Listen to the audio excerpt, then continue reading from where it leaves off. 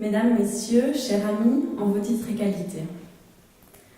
En 2012, j'entamais mon doctorat au Zentrum für Antisemitismusforschung à la Technische Universität de Berlin. Notre groupe de recherche s'intéressait à l'impact de la Première Guerre mondiale, mais surtout la radicalisation de l'antisémitisme après la Première Guerre mondiale en Europe. Très vite, je me suis rendu compte que je ne m'intéressais pas seulement aux discours antisémites, mais également aux pratiques et surtout à leur impact sur la vie des Juifs et des Juives. Dans le cadre de ma thèse, il s'agit de la vie des Juifs étrangers de Kuregem de 1880 à 1930.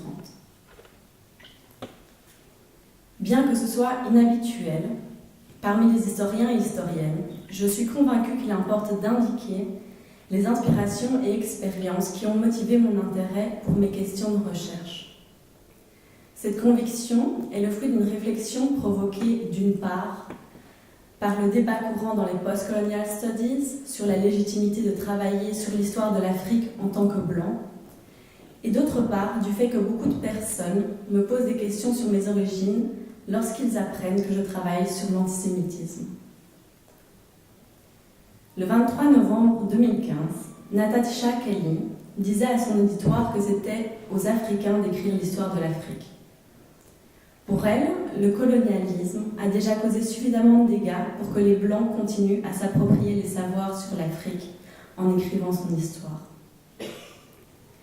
Le rapport à l'histoire des Juifs écrite en Europe n'est pas le même que celui des écrits européens à l'histoire des pays africains. Aujourd'hui, si certaines recherches sur l'Afrique peuvent parfois être considérées comme une pratique néocoloniale, l'histoire des Juifs faite par des non-juifs ou des non-juives est considérée comme une marque d'ouverture d'esprit. Comme Pascal Falek l'indiquait, le fait que des non-juifs travaillent sur ce sujet montre qu'il s'est académisé, qu'il possède aujourd'hui une certaine légitimité dans le milieu académique et qu'il profite d'une certaine audience. D'après moi, la production d'un savoir historique peut s'opérer sans distinction d'origine. Il ne s'agit donc pas de s'attarder sur la couleur de peau, ou de l'origine du ou de la chercheuse, mais bien de témoigner d'une certaine réflexivité. Qu'est-ce que cela implique de travailler sur une minorité à laquelle on n'appartient pas ? Cette question était sans cesse actualité par une expérience devenue banale depuis que j'ai commencé ma thèse. De nombreuses personnes, apprenant mon sujet de recherche, me demandaient alors si j'étais juive. Devant cette situation, on peut l'imaginer inconfortable dans le cadre d'une discussion académique, je me trouvais à expliquer que je suis issue de l'immigration marocaine de tradition musulmane. Souvent, face à ces explications, mon interlocuteur me lançait alors un regard parfois amusé, mais souvent curieux d'en savoir plus. Suivait alors la réflexion inévitable qui était généralement sous-jacente à la question posée antérieurement. C'est rare que des Arabes travaillent sur les Juifs. Ce qui relie le débat des post-colonial studies et cette expérience, c'est le processus discret de racialisation auquel j'ai été confrontée depuis que j'ai commencé ma thèse et qui est confirmé en 2014 à la frontière israélienne de l'aéroport de Tel Aviv. Pourtant, arrivée de Berlin pour présenter mes recherches à l'Université de Jérusalem sur l'antisémitisme, le regard de la policière s'arrête sur mon passeport. Parce que les prénoms de mes parents comme le mien suffisent à ce que la sécurité me considère comme suspecte, je reste bloquée 5 heures alors que mes 2 collègues reçoivent leur visa.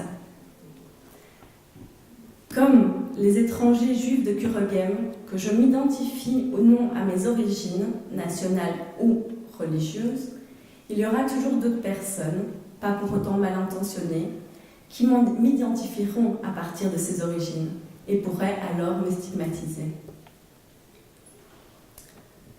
L'identification des Juifs par l'État. Le recours à des représentations négatives lors de ces identifications. les conséquences de ces représentations négatives sur les pratiques de la police des étrangers face aux étrangers juifs. Et finalement, les conséquences de ces pratiques sur la vie des étrangers juifs sont autant de phénomènes que j'ai analysés dans mon doctorat et qui ont attisé ma curiosité du fait de mes expériences.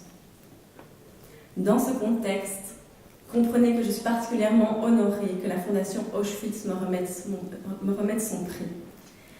Ce prix témoigne d'un intérêt pour un phénomène important à analyser, c'est-à-dire les mécanismes de racialisation par l'État qui amènent la discrimination des populations les plus précaires. Finalement, je remercie toutes les personnes sans lesquelles ma thèse de doctorat n'aurait jamais pu être écrite, en particulier Albrecht Werner, Pierre Ancet, Jakub Stańczyk, mes parents, mes directeurs de recherche, dont particulièrement M. Schreiber, mes collègues et les archivistes. Je vous remercie.